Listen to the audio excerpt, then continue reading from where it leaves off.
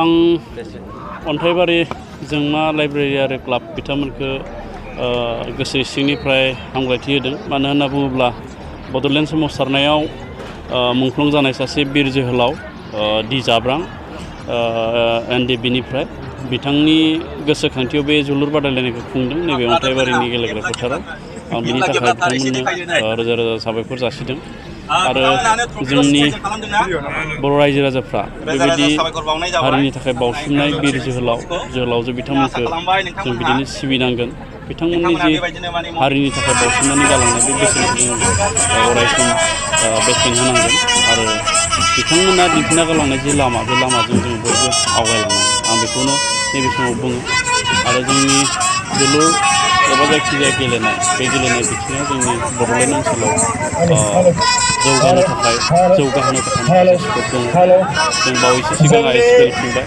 बे ISPL खुंनायनि गेजेरजों आङो फोथायदों जोंनि बड'लेण्ड ओनसोलनि जि गामि गफायाव थानाय रायजो राजाफोर बिथांमोनाबो गेलेनायनि फारसे एसे सांग्रांथिखौ मोनदों एबा गेलेनो थाखाय एसे थुलुंगा मोनदों। मानो होननानै बुङोब्ला जोंनि गाहायै जोंनि जोलुर गेलेनाया जोंनि बड'लेण्ड ओनसोलनि मोनसे नेसनेल लेभेलसिम एबा हादोरनाङारिसिम सहैनायनि मोनसे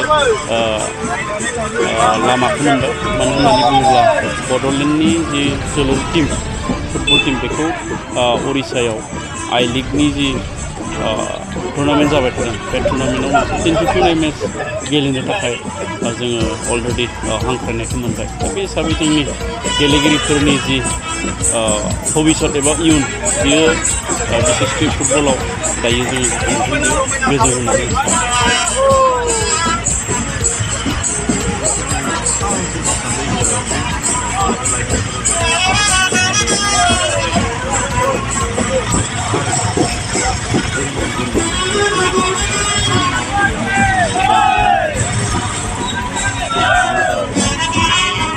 बेनो जोंनाव बिसेसकै ट्राइबेल हारि एबा जों बर'फोरनाव गासैबो गेलेनायखौ गेलेनो हानायनि जि हाथि एबा एबिलिटि बेयो जोंनाव दङ।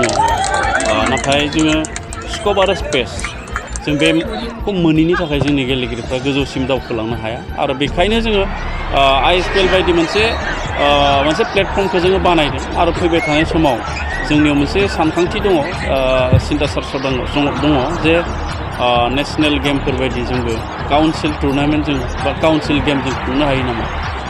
आरो बे काउन्सिल गेमाव जोङो गासैबो इभेन्टखौ जोङो लाफानानै बे गेमखौ जों खुंनो हायो नामा बेखौ जोङो नायबाय थायो। जोलुरल' नङा बायदि बायदि गेलेनाय इभेन्टफोरखौ जोङो खुंनो थाखाय सानबाय थानाय जादों। आरो बिदि खुंनायनि गेजेरजोंनो जोङो जोंनि गेलेगिरि बिथांमोनखौ माखासे स्पेसियेल स्कप बेखौ जोङो होनो नागिरदों।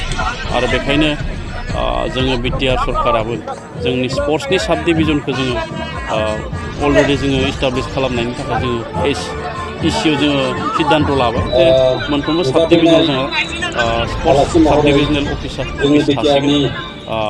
ओरैनो DSOल' जोङो थायो, DSO नाथाय साब डिभिजनाव जोङो स्पर्ट्स थायामोन। जों बेखौ थांनाय समाव जों इसिआव डिसिसन लादों आरो बेखौ जों थाबैनो मावफुंगोन। आरो बेखौ जुदि मावफुंथायब्ला निस्सय सरकारजों गेलेगिरि एबा क्लाबफ्रा सोमोन्दोआ थोंजों जागोन आरो माखासे स्कप जों लानो हागोन होननानै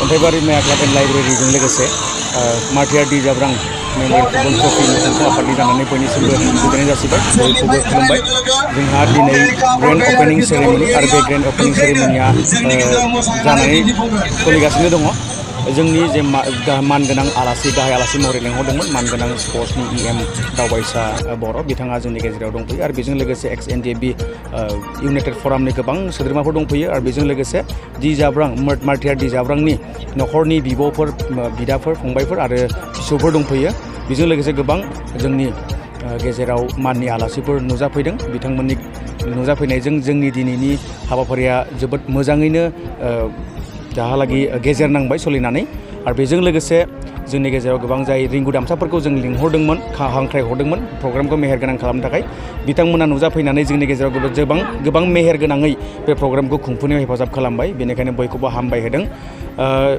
दिनैनि हाबाफारियाव जायफोरा नुजाफैबाय बिथांमोननि बिहोमाखौ जों अरायसम गोसोआव लागोन जों बावनाय नङा आरो उननि समफ्राव बेबायदि गोबां हाबाफारिफोर खुङोब्ला बिथांमोनखौ फैबावगोन होननानै जों आसा खालामदों दिनैनि हाबाफारियाव गिबिसिन गेलेनाय बादायलायनायाव बाहागो लादों GBFC बाजुगाव गसाइगावनिफ्राय आरो बेजों लोगोसे खोरोमदाव स्पर्ट्स क्लाब धालिगाव बिथांमोनहा बाहागो लादों दा खेलाया सोलिगासिनो दङ हाफ टाइम बारलांबाय दानिया जोङो दिनैनिफ्राय आरम्भ जानानै गाबोननिफ्राय सोलिलांबाय थागोन खेलाया सोलिनानै 16 नभेम्बराव जोबथा जाहैगोन फाइनाल खेला 16 नभेम्बराव जोबथा जाहैगोन आरो बे फाइनाल खेलनि देरहागिरिया 60,000 रां आरो जेननाया 30,000 रां ट्रफिजों लोगोसे मोनगोन बेजों लोगोसे दङ बेस्ट प्लेयारनि मोनसे ट्रफि दङ बेखौबो गथायनाय जागोन बेजों लोगोसे 15 नभेम्बराव वमेन फुटबल कम्पिटिसन